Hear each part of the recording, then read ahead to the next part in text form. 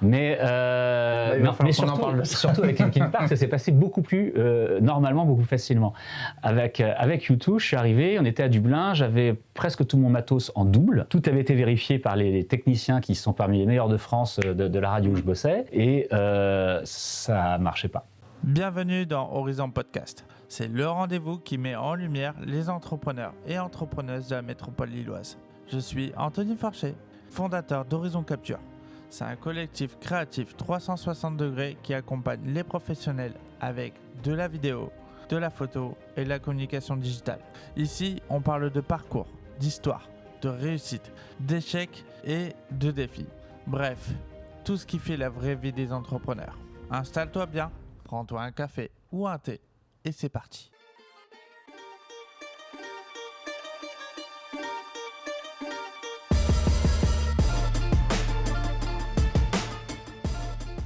Merci Fred d'intervenir dans le podcast, et je te remercie également de l'hospitalité, car aujourd'hui nous tournons directement dans son agence étant donné que la halle de l'emploi est fermée.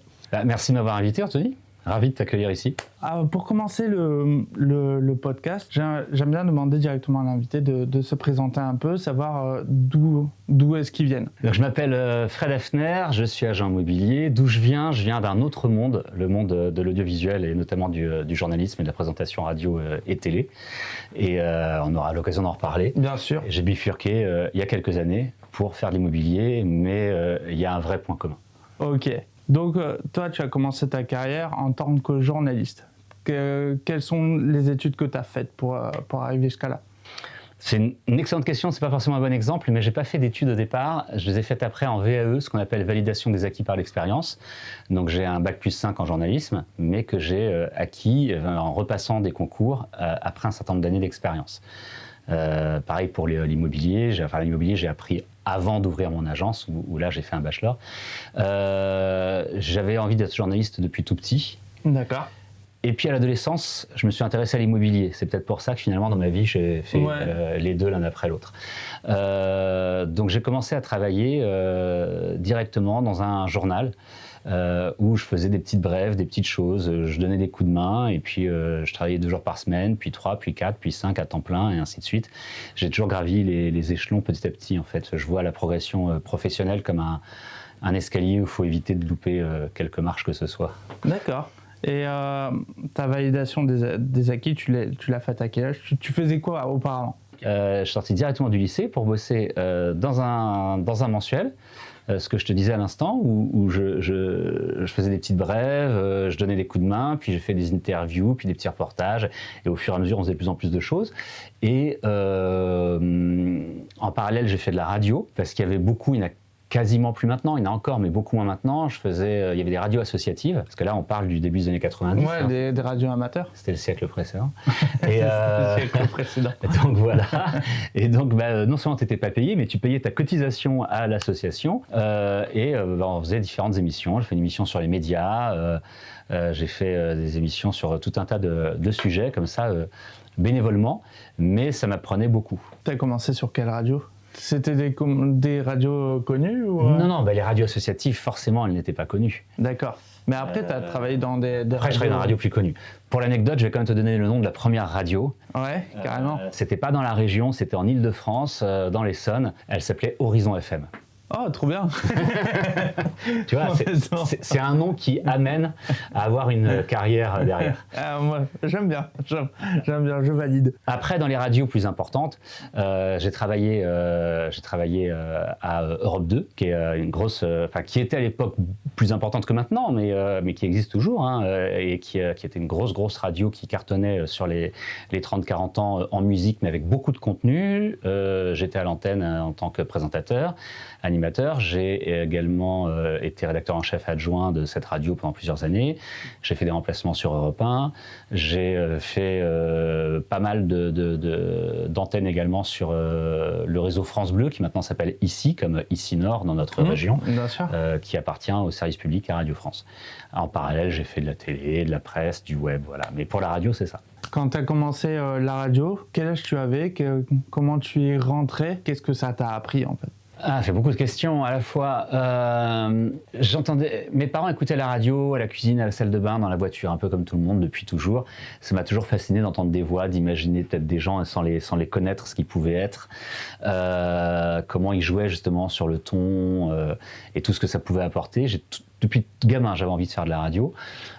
Et n'ayant pas fait d'études spécifiques pour ça, comme je l'ai dit tout à l'heure, il y avait à l'époque ces fameuses radios associatives qui nous permettaient d'y accéder plus facilement, d'apprendre sur le tas en fait, concrètement. Tu apprenais de tes erreurs aussi, tu apprenais aussi de tes invités, beaucoup. Comme je te disais, j'ai fait une émission média, donc on a reçu pas mal de gens importants comme Thierry Ardisson qui est décédé il y a quelques semaines.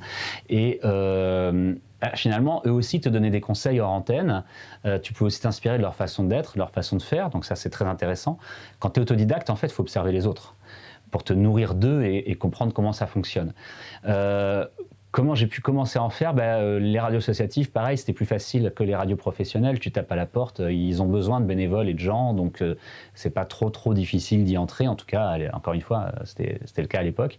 Cette première étape m'a apporté de l'aisance. Je dirais pas forcément la confiance en moi, parce que ça, on l'a pas toujours, mais on peut faire croire qu'on l'a. Mais en tout cas, ça m'a apporté une certaine aisance, ça m'a apporté un peu plus de naturel.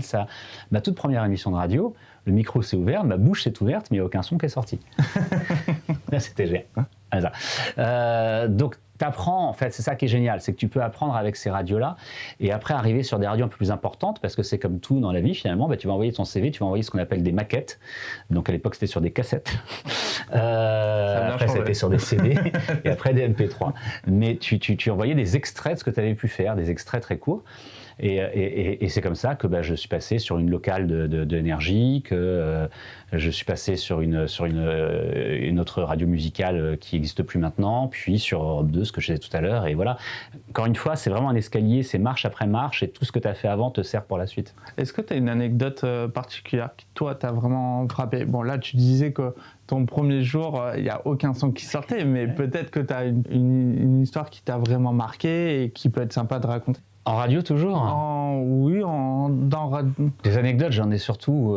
J'ai fait quand même une trentaine d'années de radio, de télé, donc voilà. Si j'ai une anecdote, celle qui m'a le plus marqué, c'est que pendant des années, à Europe 2, j'ai interviewé tous les artistes que jouait la radio. Donc français, internationaux. Ils venaient à la radio, on allait souvent dans des grands hôtels pour les rencontrer, parfois dans leur studio, là où ils travaillaient, ça dépendait.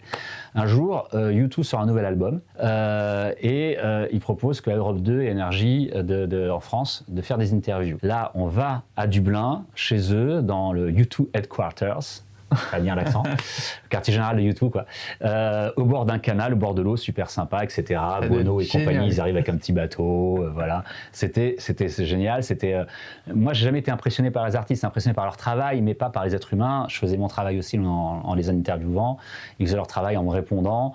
C'est un exercice pas si compliqué que ça quand tu commences à avoir l'habitude. Donc j'étais malgré tout impressionné de les voir parce que c'est U2, mais après je faisais mon boulot. Je pense que en comparaison, ça aurait été Linkin Park, j'aurais été totalement déstabilisé. Alors je les ai fait aussi, mais j'étais moins déstabilisé qu'avec U2. Mais surtout avec Linkin Park, ça s'est passé beaucoup plus normalement, beaucoup plus facilement. Avec U2, je suis arrivé, on était à Dublin, j'avais presque tout mon matos en double. Tout avait été vérifié par les techniciens qui sont parmi les meilleurs de France de la radio où je bossais, et ça marchait pas. Donc j'avais Bono, Larry, le batteur, et ça ne marchait pas. Et je commençais à transpirer, à être vraiment pas bien. J'essayais tout, je débranchais, je changeais les piles, ça ne marchait pas. Et là-dessus, Bono fait signe, appelle quelqu'un. Il faut savoir que quand tu interviews des stars comme ça, c'est minuté. Genre t'as 10 minutes, 20 minutes, etc. Moi, je crois que j'avais un quart d'heure. Je me suis dit, il va demander qu'on me foute dehors ou qu'on me jette à l'eau. Je me suis dit, il va y avoir un incident diplomatique entre ma radio et Universal Music, ça va être une catastrophe. Et là, non, il a dit, tu peux demander à The Edge, donc le guitariste du groupe, un des plus grands guitaristes vivants encore à l'heure actuelle. Je peux lui demander de prêter son lecteur de mini-disque à Fred, s'il te plaît, parce que son matos marche pas. Donc j'ai fait l'interview avec le matos de The Edge. Trop bien. Et sauf que les mini-disques, ça existait quasiment plus à l'époque. Ah bah ouais. Je suis rentré à la radio, on ne trouvait pas de lecteur de mini-disques, mais ça a pris 2 jours pour que quelqu'un en trouve un dans les brocantes. C'est ça, pas dans les brocantes, mais dans les greniers de la radio, qu'un technicien me rebranche tout ça et qu'on récupère l'interview. Ah, super anecdote. Donc au départ, j'ai bien transpiré. Heureusement que c'est de la radio, ça se voyait pas. Je suis désolé, je suis un fan de Linkin Park. Tu peux me raconter un peu cette anecdote? Je suis désolé. J'ai pas d'anecdote sur Linkin Park, tout s'est passé tout à fait normalement. Ils sont passés il y a pas longtemps, il y a quelques semaines au Stade de France. Ouais. Du coup. Et moi, c'était il y a beaucoup plus longtemps. C'était au début, au moment de leur plus gros tube. Ouais. Début, en plus, Chester Bennington était encore en vie. Exactement. C'était dans les années 2000. J'avais interviewé dans une loge à Bercy. Voilà, mais c'était là pour le coup, il n'y a pas d'anecdote particulière. C'était beaucoup plus convenu. T'as 10 minutes, tu fais à 9 minutes 30, t'as l'attaché de presse qui revient, qui fait et voilà, tout s'est très bien passé comme toujours. Mais voilà, là il y a moins d'anecdotes. Mais des artistes, c'était mon métier, donc j'en ai interviewé quelques 200 ou 300, je sais plus. Comment ça se passe d'ailleurs, parce que tu es bilingue ou tu avais un traducteur qui était là pour t'aider? Alors bilingue, ce serait un grand mot. Il ne faut peut-être pas exagérer, mais oui, je parle suffisamment anglais pour faire des interviews et les traduire ensuite. Il faut savoir qu'on est en France un des pays où les gens sont le moins indulgents sur l'accent et sur les erreurs de langage des autres. On passe notre vie à reprendre les autres, t'as mal prononcé, etc. Les Britanniques, les Américains, etc., ils ont l'habitude qu'on parle avec un accent complètement éclaté et ils s'adaptent. Ils font en sorte de nous comprendre. Il y a eu 2-3 fois avec des gens irlandais ou texans où c'était un peu plus dur pour comprendre leur accent, mais globalement ça s'est toujours bien passé. Et puis l'avantage, c'est que moi dans les montages, je coupais mes questions, donc si mon anglais était approximatif, du moment que m'avait compris, m'avait répondu, tout allait bien. C'est la magie du montage. Voilà. Donc là, c'était vraiment la partie animateur radio. Ouais. Mais est-ce que tu peux nous parler un peu du côté un peu journaliste à la télé, ce qui est un peu différent, j'imagine Que ça soit à la télé ou à la radio, je me fais aussi beaucoup de presse, j'ai écrit dans beaucoup de magazines. Le journalisme, c'est l'essentiel de ma carrière, finalement. Même lorsque je faisais les interviews à la radio, je faisais du journalisme à côté pour des magazines, etc. Il n'y a pas de fonctionnement absolument différent. Il va juste y avoir effectivement beaucoup plus de préparation, même si la préparation pour le reste aussi. T'imagines bien que tu ne vas pas interviewer un groupe international sans préparer. Mais voilà, c'est beaucoup plus de préparation et c'est beaucoup plus travailler sur de l'actualité chaude. Et aller chercher des réponses, aller chercher des témoignages, essayer de comprendre les choses. Ce qui est passionnant dans le journalisme, et notamment quand j'ai commencé, mais même après, c'est que tu vas sur des sujets que tu connais pas forcément très bien, tu essaies de comprendre un maximum pour ressortir la substantifique moelle aux auditeurs, aux téléspectateurs, aux lecteurs. Ouais, je suis en train de commencer à comprendre ce petit système. Hein. Oui, forcément, avec ce que tu fais maintenant, c'est certain. Et c'est vrai que c'est des choses, parfois, enfin, je me souviens de mon premier reportage en télé, c'était à Berck-sur-Mer, pour le Festival international de cerf-volant. Et j'y connaissais rien en cerf-volant, j'y connaissais rien sur ces trucs immenses, il y avait des gens de tous les pays, etc. J'ai bossé pendant 3 jours pour apprendre, pour essayer de comprendre le plus possible. On a tourné une journée pour sortir un reportage de 2 minutes 30. Donc voilà, il faut comprendre aussi que c'est ça, c'est que ça soit la presse, la radio ou la télé, tu vas travailler pendant des jours et des jours pour ressortir quelques lignes ou quelques minutes. Ouais, il y a beaucoup de recherches pour peu de temps. Ouais. Mais c'est ça qui est passionnant aussi. Ouais, exactement. Même sur un sujet qui ne te passionne pas au départ. Même souvent sur un sujet qui ne te passionne pas, c'est là que ça devient plus intéressant. Parce que comme tu y vas vierge de toute connaissance, bah, tu apprends plein de choses et pour toi, et tu sais encore mieux apprendre aux autres, je trouve. Ouais, ça paraît très cohérent. À quoi ressemblait une journée type pour toi? Il n'y en a pas. J'ai fait plein de choses différentes dans des médias différents, à des périodes différentes, des journées types vraiment il n'y en a pas, surtout j'ai fait des horaires différents, c'est-à-dire que j'ai fait beaucoup de matinales, donc où je me levais à 3h30 du matin, j'ai fait des nuits, j'ai fait des choses en journée, j'ai fait des choses en direct, des choses enregistrées, des choses à Paris, dans le Nord ou ailleurs, voilà, donc c'est très difficile de donner une journée type sur ces métiers-là, sincèrement. D'accord. Alors, il y a eu un moment où tu as voulu faire une transition, donc tu as choisi de partir sur l'immobilier. Ouais. Qu'est-ce qui t'a donné envie, qu'est-ce qui t'a poussé à changer de voie? J'avais envie, gamin, d'être journaliste. ado, en voyant mes parents chercher un appartement, je me suis dit tiens, c'est intéressant l'immobilier. Puis je me suis intéressé, mais je m'y intéressais de loin. Je suis ni investisseur ni quoi que ce soit, mais ça m'intéressait. Je me dis peut-être qu'un jour je pourrais le faire. Je savais pas forcément comment, c'était pas sûr non plus. Et puis après une trentaine d'années, j'avais eu l'impression de faire ce que je pouvais, ce que je savais faire dans les médias, notamment audiovisuels, que grimper plus haut, c'était peut-être pas pour moi. Il y avait peut-être pas de place pour moi où on m'attendait pas. Hein, c'est comme tout, c'est une pyramide, donc il y a moins de place pour tout en haut. Que moi-même, je m'étais bien amusé, que j'avais appris énormément de choses, notamment avec la dernière matinale que j'ai présentée pendant des années, qui a cartonné, on a triplé l'audience. La matinale en radio, c'est le Graal, c'est le moment où il y a le plus de gens qui t'écoutent. Donc voilà, je me suis dit, j'avais fait ce que j'avais à faire. Il y avait beaucoup, les médias nationaux, c'est beaucoup à Paris. Moi, je voulais être dans le Nord. Tu sentais que c'était un peu la fin, quoi. J'aurais pu continuer comme ça, mais j'aurais continué à faire quelque chose de répétitif. Et ça fait partie de mes défauts. Je m'ennuie vite. Donc si c'est trop répétitif, je m'ennuie. J'ai besoin d'avancer, j'ai besoin de développer. Et puis il y avait cette idée qui était dans ma tête depuis longtemps. Donc ça faisait déjà une dizaine d'années que j'y repensais régulièrement. J'avais passé les diplômes, les études à distance pendant et après le Covid. Et c'est comme ça que j'ai eu le bac+3, le bachelor pour l'immobilier, que j'ai fait des immersions dans des agences. Et je me suis dit, tentons l'entrepreneuriat à plus de 40 ans et repartons de zéro, investissons. J'avais un peu d'argent à investir, mais j'ai surtout investi l'argent de la banque. Désolé. C'est le mot banque. Et voilà. S'il y a des banquiers qui nous écoutent. Ou le mot argent. On ne sait pas. Mais oui, non, c'était très intéressant de se dire, se lancer dans un nouveau challenge. On parle beaucoup du vieillissement de la population, du fait qu'on est en bonne santé beaucoup plus tard que nos parents, que nos grands-parents. Moi, j'ai eu la chance de faire des métiers dits intellectuels, donc je me suis pas fatigué à la mine ou dans les champs. Bien sûr. Donc, j'ai la chance d'être en bonne santé. Donc, a priori, j'ai de quoi encore bosser un bon paquet d'années. C'était intéressant de se lancer sur un nouveau challenge. Comme je t'ai dit, l'immobilier m'a toujours plu. Je me suis dit, lançons-nous. Et puis pour se lancer, je trouvais que monter une agence immobilière était une bonne idée. Sauter directement dans la flotte. Encore une fois, en apprenant avant. Hein. Est-ce que la transition elle s'est faite tranquille, doucement, tu as pris le temps de bien te former, etc. Ou tu as directement lâché ton taf pour vraiment te focus à 100% à l'immobilier Comment tu as fait pour transitionner ? Il y a eu une vraie transition. C'est-à-dire que j'ai vraiment commencé à m'intéresser de plus en plus à ce sujet, à lire beaucoup de choses, à rencontrer des gens. Puis j'ai passé ce diplôme à distance, tout en faisant de la radio. Donc évidemment, je faisais des matinales en remplacement sur différentes locales du réseau ici. Oui, tu n'as pas fait de coupure nette. Non.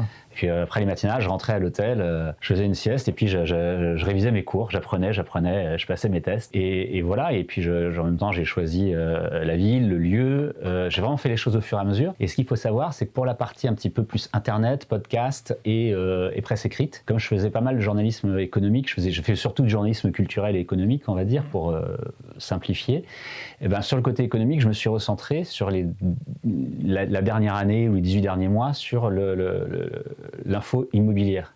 D'accord. Ce qui m'a permis en même temps d'apprendre encore plus de choses, d'avoir plus de contacts, de connaître du monde et de parler aussi bien avec des PDG de réseaux français et internationaux qu'avec des agents immobiliers du nord, du sud, de toute la France et c'était assez enrichissant, donc c'était un petit peu calculé. Quand on se lance à son compte, en tant qu'agent immobilier, pourquoi est-ce que tu as choisi ERA Immobilier et pas juste commencer avec toi, avec ton nom directement? Parce que d'abord, mon nom dans l'immobilier, ça apporte rien. Personne, mon nom n'est pas une marque dans l'immobilier. Parce que bien que j'ai appris, je me sois intéressé, que j'ai fait des immersions et tout, je pense que c'est important d'être accompagné et d'avoir un réseau qui soit présent un peu partout, qui ait déjà une communication, qui ait déjà un logo, une marque, etc. Ça me semblait important d'être accompagné pour ça, pour des formations complémentaires aussi, d'avoir des conseils, de pouvoir se retrouver au sein, quand tu te retrouves au sein d'un réseau, c'est une famille professionnelle finalement. Donc, par exemple, dans le Nord-Pas-de-Calais, on se voit tous les mois avec les directeurs d'agence de mon réseau et on échange, on discute. Quand on se pose une question, on peut en parler les uns les autres sur nos groupes WhatsApp. C'est assez efficace. Donc ça me semblait important d'être accompagné et de ne pas me lancer tout seul. Je pense que ça aurait été un peu présomptueux, voire carrément casse-gueule. Et aujourd'hui, quelle est ta journée type aujourd'hui en tant qu'agent immobilier? Alors là, c'est plus facile de te répondre là-dessus que pour le journalisme. Surtout que je le fais depuis moins longtemps, donc c'est beaucoup plus simple. Je me lève tôt le matin, parce que j'ai gardé cette habitude de mon ancien métier, parce que j'ai des animaux à nourrir, et parce que j'habite pas là où je travaille, donc il faut faire un petit peu de route. La première chose que je fais, c'est que je consulte mon agenda, que j'avais déjà validé la veille, mais pour bien me mettre en tête tout ce que j'ai à faire dans la journée, ce qui va être important. Tu verras, tout est important, mais ce qui est peut-être plus important, prioritaire, etc. Là, il va falloir que je fasse des choses avec des collaborateurs, collaboratrices, ou ce que je vais faire seul. Et la seconde chose que je fais, mais alors tout de suite en me levant, c'est que je regarde si des gens nous ont laissé des messages par email via les grands sites d'annonces immobilières pour avoir des informations ou visiter des biens, des maisons, des appartements, des immeubles, on vend des immeubles aussi parfois, ou nous ont laissé des messages sur le répondeur de l'agent. Parce que nous, on répond au téléphone 6 jours sur 7 de 8h le matin jusqu'à 20h. Mais quand les gens sont en couple et commencent à regarder les annonces à 23h ou à minuit, là, non, on répond plus. Donc, c'est un répondeur et on regarde ça. Ça, c'est vraiment l'essentiel. Au moins, c'est bien parce que vous êtes quoi qui arrive, disponible Toujours. C'est une des marques de fabrique de l'agence. À minuit, pas à l'instant T, mais au moins, vous êtes disponible.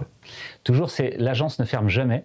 Elle est ouverte toute l'année. On est disponible 6 jours sur 7 et parfois, lorsque les gens n'ont pas le choix, on se débrouille et on va faire des visites le dimanche. C'est ce qu'on peut retrouver d'ailleurs dans les retours et les témoignages de nos clients actuels ou passés.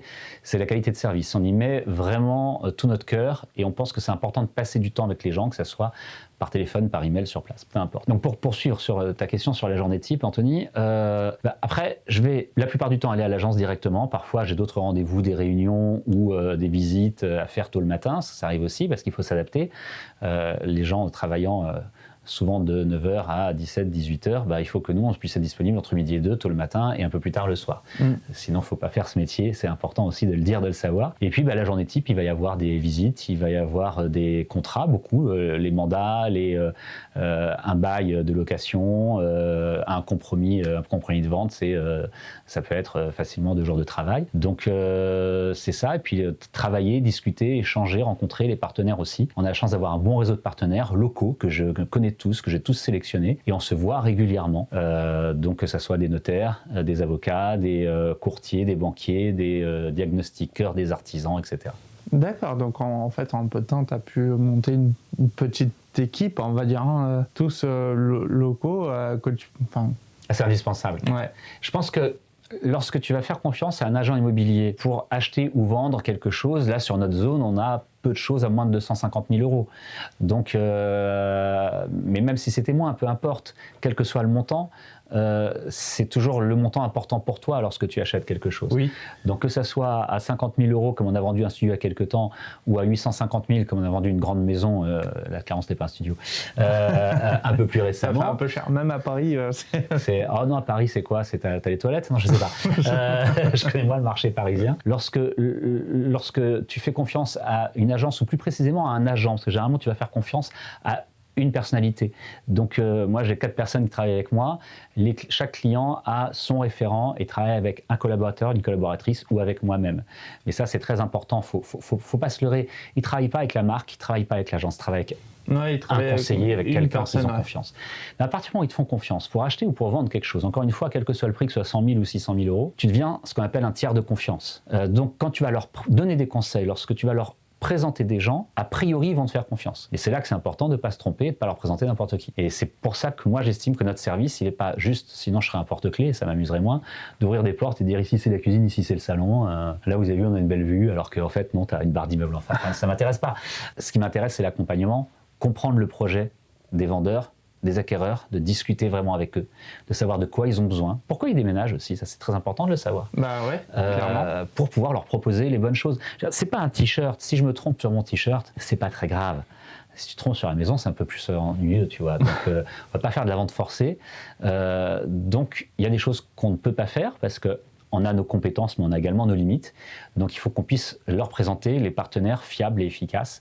Et ça prend aussi du temps parce que il faut savoir comment ils travaillent, comprendre leur état d'esprit, leur façon de fonctionner, pour pouvoir les présenter au mieux aux bonnes personnes. Aujourd'hui, il y a aussi beaucoup de personnes qui veulent vendre leur bien seuls. Comment ça se passe? Parce que c'est vraiment deux écoles. Comment ça se passe quand tu les contactes? Comment tu fais pour les conseiller? Alors, déjà, s'ils veulent vendre leur bien seuls, a priori, ils n'ont pas besoin de mes conseils. Ou en tout cas, ils pensent ne pas en avoir besoin. Oui, c'est ça, Non. c'est surtout ça. Il faut savoir qu'on est un des pays du monde où il y a le plus de ce qu'on appelle particulier à particulier. Pourquoi? Je ne sais pas exactement. Peut-être qu'il y a eu trop de déception de la part d'agences dans les années 80, 90, 2000. Je ne sais pas. Je ne faisais pas ce métier à l'époque. Donc voilà. Peut-être aussi que parfois les gens se disent de toute façon, je connais bien ma maison. Donc je vais bien savoir la vendre. C'est moi qui la connais le mieux. Donc autant que je le fasse. D'abord, une chose importante à savoir, on a un des pays au monde où il y a plus de particuliers à particuliers, mais il y en a quand même de moins en moins. On est passé de 30% à 25%, et ça baisse au fur et à mesure. Pourquoi? Parce qu'il y a de plus en plus de points juridiques et techniques. Quand mes parents achetaient, ils revenaient chez le notaire, ils avaient un truc de quelques dizaines de pages. Maintenant, tu as 250, 300 pages, tu as des diagnostics dans tous les sens, ça change en permanence. Ouais, c'est toujours plus cool. Enfin, il y a toujours plus de difficultés.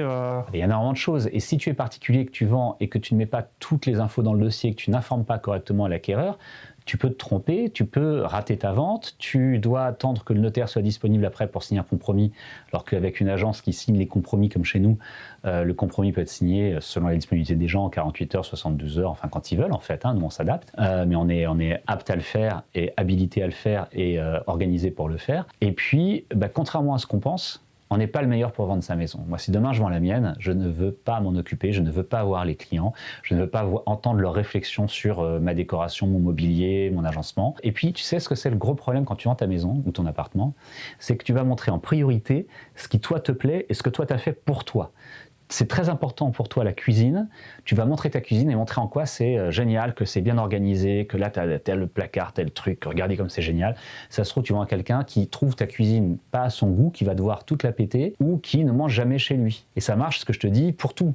Des gens qui te disent regardez, les chambres sont spacieuses, peut-être qu'en fait on va faire visiter à quelqu'un qui n'est là que pour dormir dans sa chambre, donc il veut que les autres pièces soient spacieuses mais pas forcément les chambres. Tu as un garage ou un atelier, une cabane de jardin, c'est un truc qu'on a souvent, c'est la cabane de jardin, ils vont te montrer comment ils l'utilisent, mais c'est pas forcément comme ça qu'elle va être utilisée après. Et c'est pour ça que nous, professionnels, on connaît, parce qu'on a discuté avec eux, les besoins des visiteurs, des acquéreurs potentiels, donc on va orienter la visite, on va leur montrer ce qui est important pour eux. Comment a vécu la personne d'avant? C'est pas ça le sujet en vrai. Donc il y a ça, et puis effectivement toute l'expertise juridique. Un professionnel de l'immobilier, il engage sa responsabilité. Tu achètes à un particulier, il s'est trompé, il t'a dit une bêtise,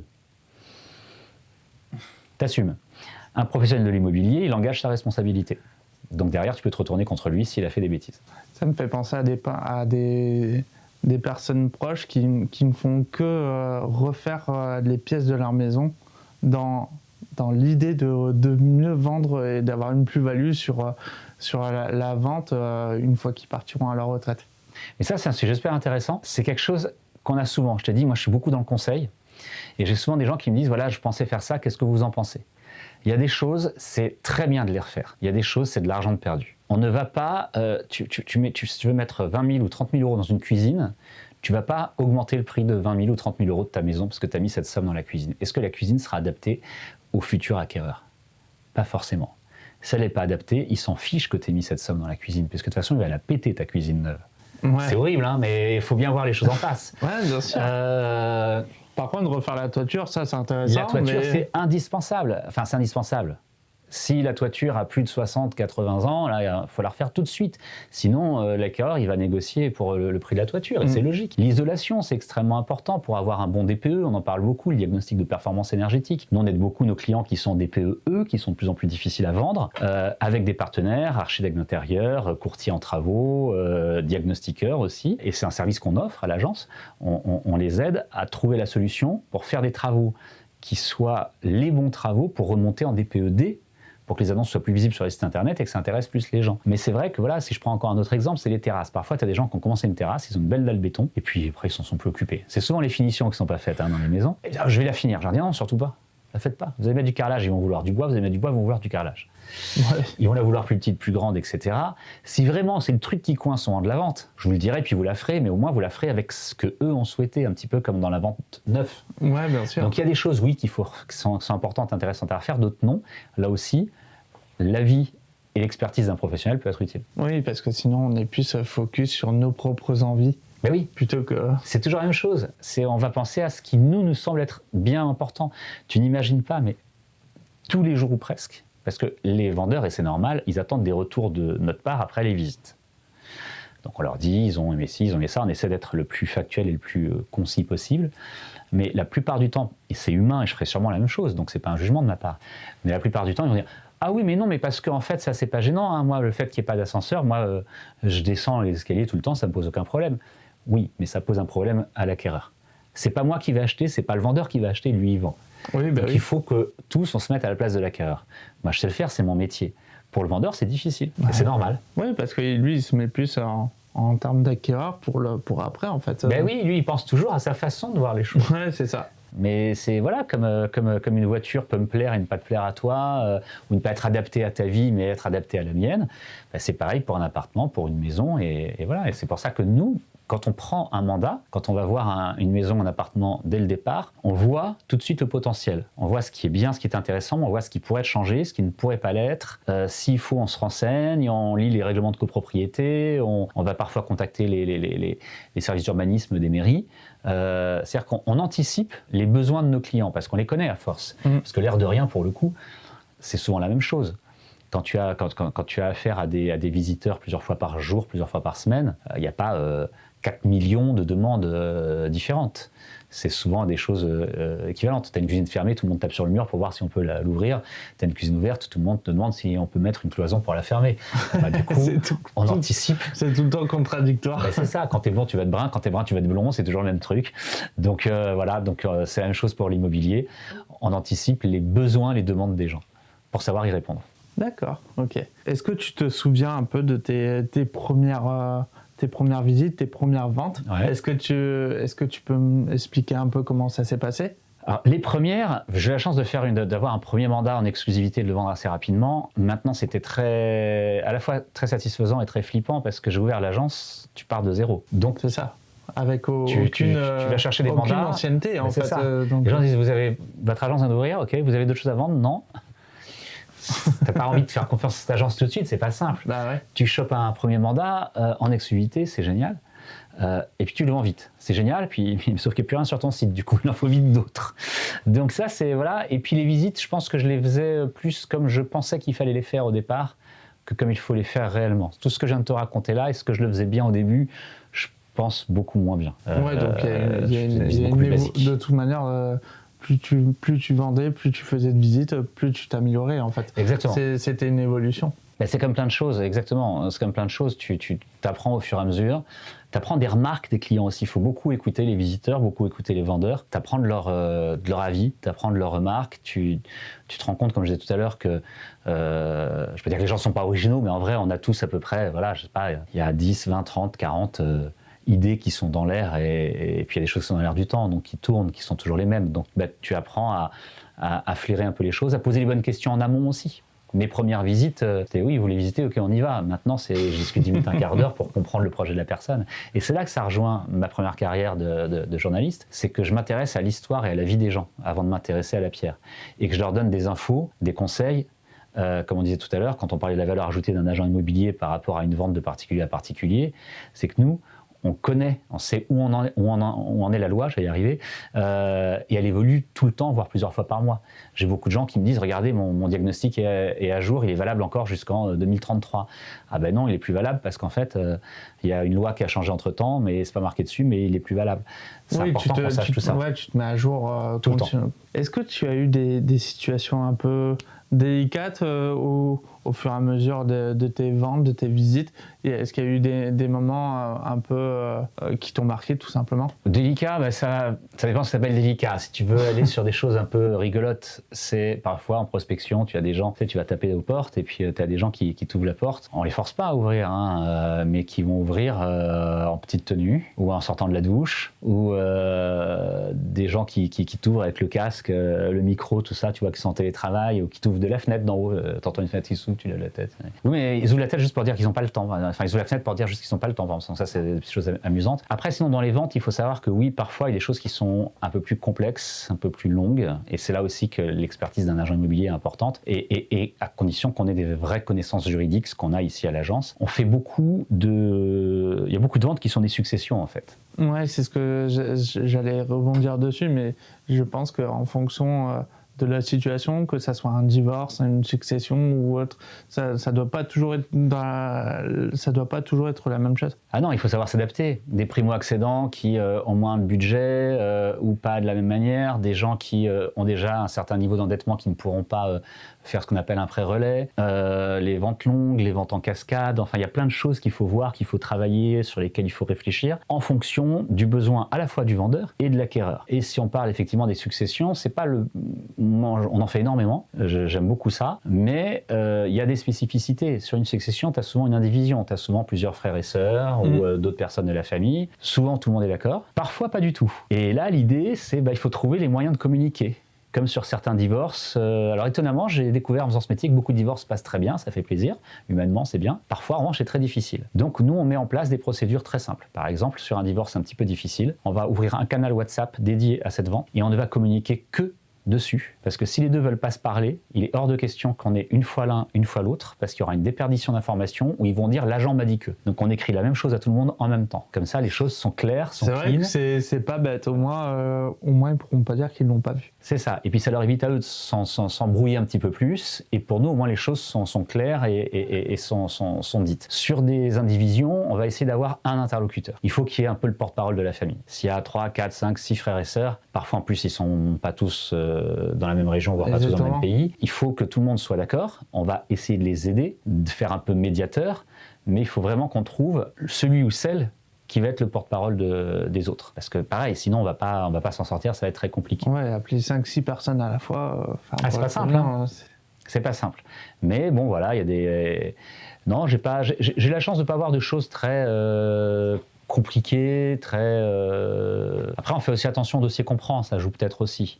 C'est-à-dire qu'on a une agence où on choisit avec qui on veut travailler, sur quel bien on veut travailler. On n'a jamais vendu de choses que j'aurais honte de vendre, ou sur la location par exemple. La location est très dure sur la métropole de Lille. Je ne loue que des choses où je suis content de mettre les gens dedans et où les gens se disent « Waouh, vraiment super cet appart, très belle maison bien rénovée, etc. » J'ai pas envie de rentrer là-dedans et d'avoir de me créer des ennuis ou de gagner quelques sous en mettant les gens dans un truc indigne. Donc il y a peut-être ça aussi qui fait que ça aide. Encore une fois, si tu prépares tout bien en amont, normalement, le processus se passe bien après. Normalement, après, il y a parfois des choses qui prennent du temps, des gens qui ne comprennent pas, qui pensent que leur bien vaut 60 000 ou 100 000 euros de plus, des gens qui veulent te vendre une pièce en plus, alors qu'elle n'existe pas, mais parce qu'elle existait quand ils ont acheté, mais ils ont abattu la cloison. Donc moi, je suis désolé, je ne vends pas ce qui existait il y a 30 ans, je vends ce qui existe maintenant. Donc il y a beaucoup de pédagogie, d'explication, de diplomatie, d'écoute. Il faut écouter les vendeurs, on est là pour travailler pour eux. Donc si on n'est pas totalement d'accord dès le départ, l'idée c'est, si on est d'accord pour bosser ensemble, c'est super. Et puis après, c'est un processus qui parfois prend du temps. Encore une fois, il faut s'adapter aux gens. Il y a des gens qui sont pressés, d'autres qui le sont moins. Puis on est là pour défendre leurs intérêts. J'ai une question qui m'intéresse depuis pas mal de temps. Tu as acheté quelque chose ? Non. Quel est ton budget ? Non, pas encore. Je suis pour l'instant, peut-être plus tard, mais pas pour l'instant. Dans l'immobilier, donc il y a les agences immobilières, mais je sais qu'aussi qu'il y a tout ce qui est réseau immobilier, tout ce qui est mandataire. Est-ce qu'il y a une petite guerre entre ces deux méthodes ?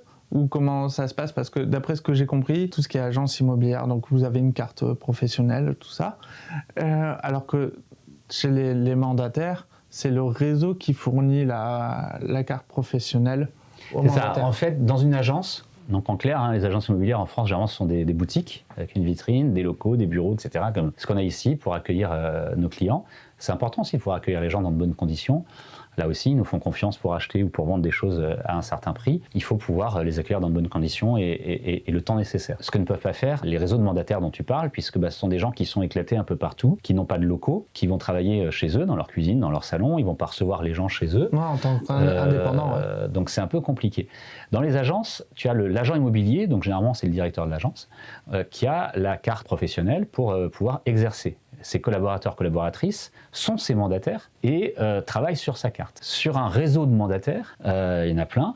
même si chacun a de moins en moins de mandataires, c'est la personne qui est tout en haut qui a la carte, qui généralement est basée à Paris, sur la Côte d'Azur, en Espagne ou je ne sais où, et des milliers de personnes en dessous qui travaillent sur sa carte. Donc c'est ce qu'on appelle une pyramide de Ponzi. C'est-à-dire que la pyramide de Ponzi, le système est simple, c'est que ceux qui sont tout en haut, donc le patron, puis peut-être 20, 40, 100 personnes, j'en sais rien, ça dépend des réseaux, vont très bien gagner leur vie, d'autant plus que souvent ils travaillent avec des systèmes de parrainage, donc ils ramènent d'autres négociateurs et ils prennent une commission sur les autres négociateurs, ils parlent de parrainage, de tout ça. Bon. Mais au final, l'énorme majeure partie, la moitié de la pyramide, gagne même pas un SMIC dans l'année. C'est des gens qui se disent, tiens, c'est sympa l'immobilier, je vais faire un petit peu à côté, parce qu'ils ont vu des émissions de télé, parce qu'on leur a vendu d'énormes commissions, etc. Sauf que si tu n'as pas d'accompagnement, si tu n'as pas de locaux, si tu n'as pas de possibilité aussi de... Je parlais des compromis tout à l'heure, un mandataire, il n'est pas agent immobilier, il ne peut pas faire le compromis.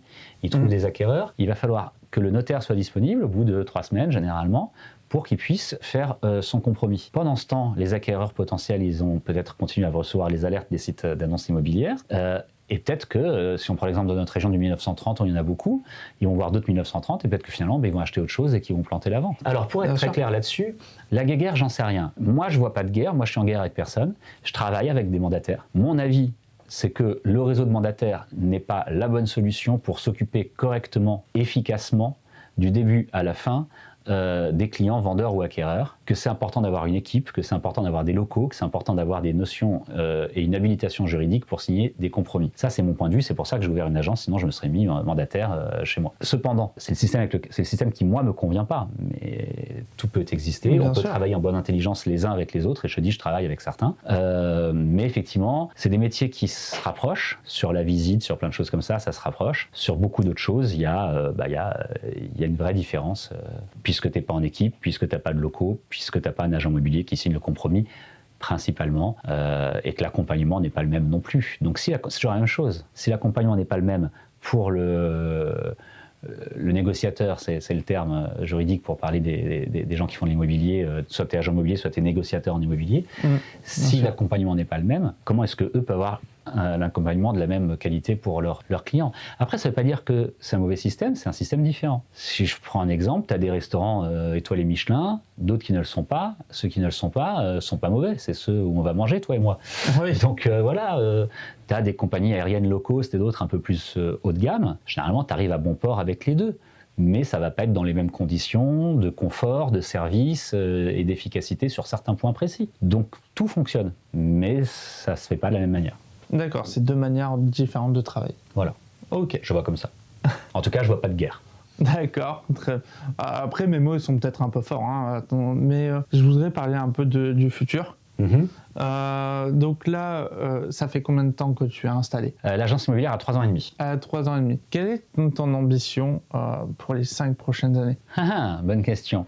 Pour les 5 prochaines années, j'aurai la même chose, d'accroître le nombre d'affaires, le chiffre d'affaires qui va avec, de recruter. Là, on est en plein recrutement en ce moment. On cherche à avoir 2 personnes qui viennent consolider l'équipe. On a une très bonne équipe, très efficace, très solidaire. Mais 2 personnes de plus seraient les bienvenues, parce que le marché immobilier a commencé à repartir un petit peu. Donc, c'est bien, on a plus de travail, mais du coup, c'est un peu de travail, il nous faut plus de monde. Et de personnes qualifiées, et de gens que nous, on va aussi former. Donc, voilà, l'objectif pour les 5 prochaines années, c'est de faire plus de ventes, de travailler de plus en plus, mais on le fait déjà.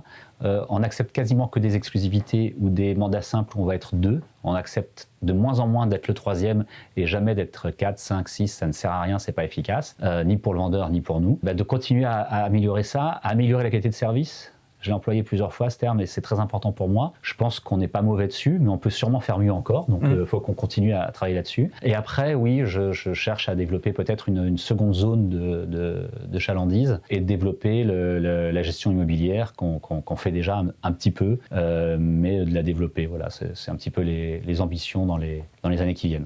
D'accord. Ok. Mais on va dire que l'ambition principale, c'est de garder notre niveau de qualité et de l'améliorer, parce que c'est toujours améliorable, hein. On n'est pas les meilleurs du monde, hein, donc voilà. Là, toi, tu t'es lancé dans l'immobilier, mais quel conseil tu peux donner à une personne qui souhaite se lancer dans l'immobilier, ou alors qui s'intéresse à l'immobilier et qui aimeraient se lancer. Appelez-moi et venez travailler à l'agence. On a besoin de gens qui ont un savoir-être et on va leur apporter le savoir-faire. C'est une formule comme ça toute faite, mais elle n'est pas si bête que ça et c'est réel. Non, si vous êtes dans le coin, vraiment, appelez-moi, il n'y a pas de souci, on est disponible, j'ai dit tout à l'heure, et on a besoin de monde. Sinon, quelqu'un qui veut monter son agence, je recommanderais on peut le faire à un certain âge comme moi, mais on peut le faire très jeune, il ne faut pas avoir peur de le faire jeune. Il faut bien préparer le terrain. En ayant les bonnes formations et en n'oubliant pas la partie juridique qui est de plus en plus importante, premier conseil. Deuxième conseil, quelqu'un qui veut monter son agence à l'heure actuelle en France, d'avoir un business plan avec suffisamment d'argent. Il faut avoir une bonne trésorerie, parce que le marché de l'immobilier pour le moment est assez fluctuant. Ça joue aussi avec la situation économique, géopolitique qui est fluctuante aussi, pour le moins qu'on puisse dire. Donc d'avoir une bonne trésorerie dès le départ, c'est extrêmement important. Et puis l'autre point vraiment très important, c'est que dans ce métier particulièrement, mais dans plein d'autres, lorsque vous vous lancez en indépendant, lorsque vous voulez être entrepreneur, il faut bien savoir, bien comprendre que ça ne marche pas la première semaine, ça ne marche pas les 6 premiers mois, ça ne marche pas la première année. Ça prend quelques années parce qu'on construit. Et ce qu'on construit, derrière, on va pouvoir en récolter les bénéfices toutes les années qui suivent. Et tu vois, je disais que l'agence avait un peu moins de 4 ans. Ça fait, 1 an qu'on a des gens qui reviennent, des gens qui nous recommandent, des gens qui nous conseillent et qu'on n'a pas besoin de faire non-stop de la prospection, même s'il faut le faire quand même, il ne faut jamais l'oublier. Voilà, c'est un chemin qui est long. Il faut le savoir dès le départ. Après, si on est rigoureux, si on est courageux, si on aime ça, si on aime les gens, c'est important d'aimer les gens, lancez-vous. Oui, disons qu'il ne faut pas se lancer directement pour l'argent parce que ça risque non, de l'argent mettre du pas temps. Tout de suite. On n'est plus du tout à la fin du XXe siècle. L'argent, t'es pas richissime tout de suite en étant agent immobilier. Voilà, mais c'est aussi pour ça que je disais que c'est bien de se lancer jeune parce que ça te permet d'avoir un peu plus de temps pour te développer.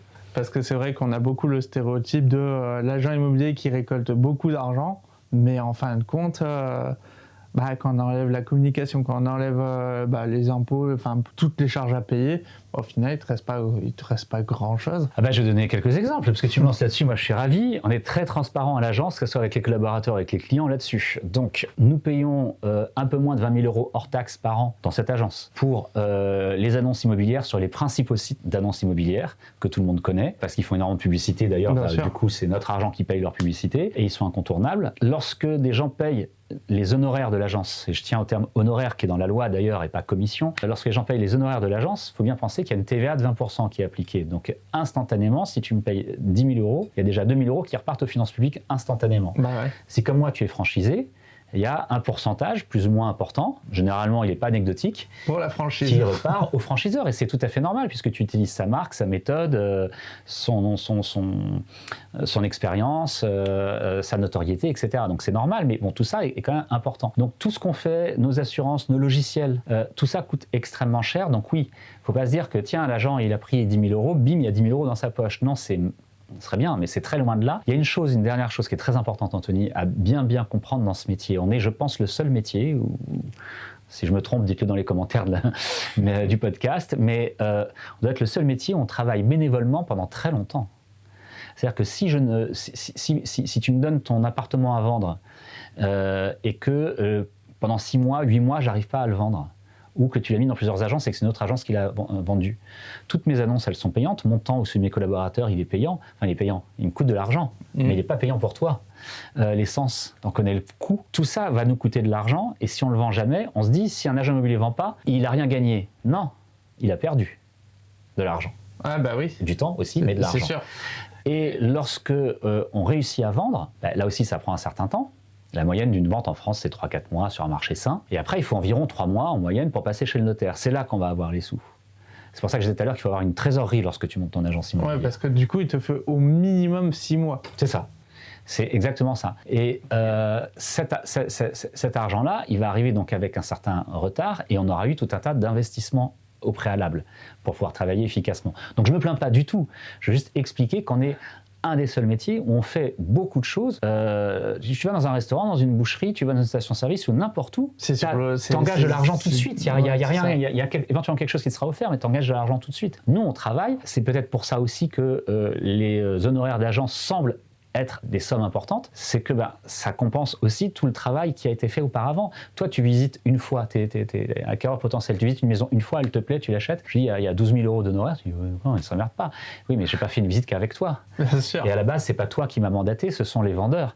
Donc j'ai beaucoup déjà travaillé avec eux et pour vendre cette maison, pour arriver à te trouver. Donc ça, c'est extrêmement important. Après, est-ce que c'est le bon système ?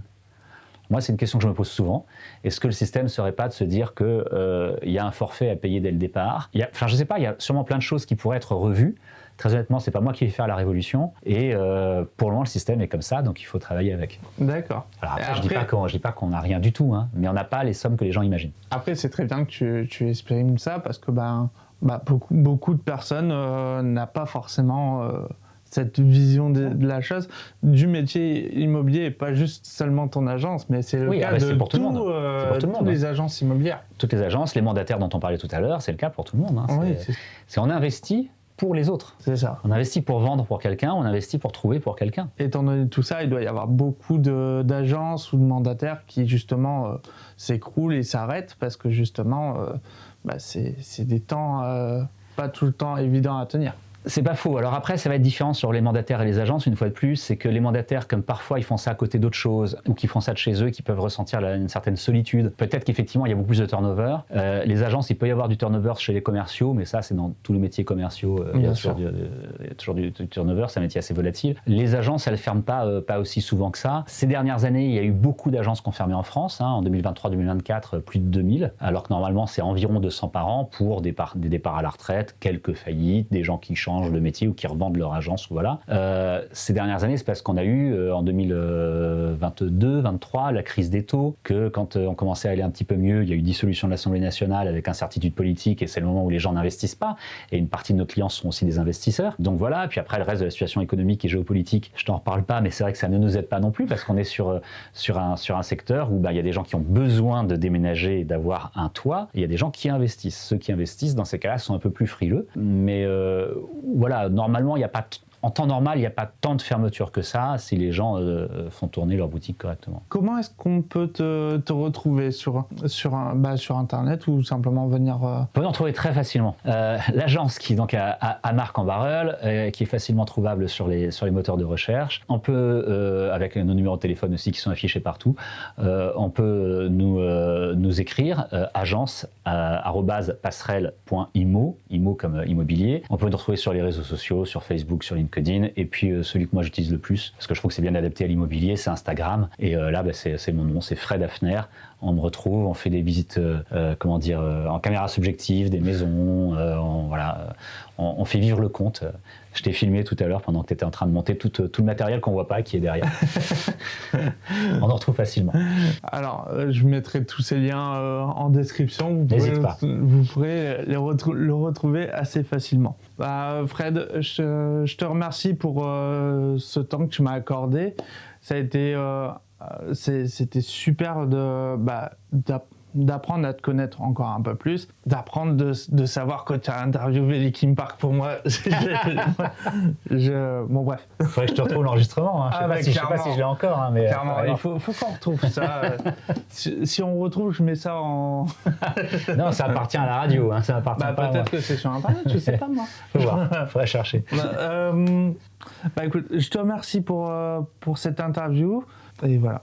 Merci beaucoup. Merci à toi en tout cas, c'était très intéressant. C'est intéressant de pouvoir parler de son métier aussi à des gens qui se posent des questions, de dire que c'est pas exactement comme on le voit à la télé.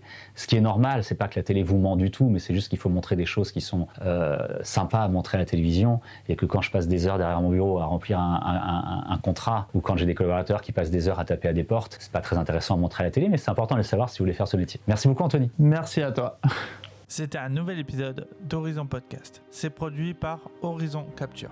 Notre mission, donner de la visibilité aux entrepreneurs et booster leur crédibilité grâce à l'image. Si tu veux soutenir l'aventure, abonne-toi, like et partage. C'est ce qui nous permet de continuer à donner la parole à ceux qui font bouger la métropole lilloise. Tu veux encore plus d'histoires inspirantes? Tous les épisodes sont disponibles sur YouTube et toutes les plateformes d'écoute. Et si tu veux également raconter ton histoire ici, écris-moi à hello@horizoncapture.fr où tu peux scanner directement le QR code à l'écran pour accéder à nos coordonnées et à notre site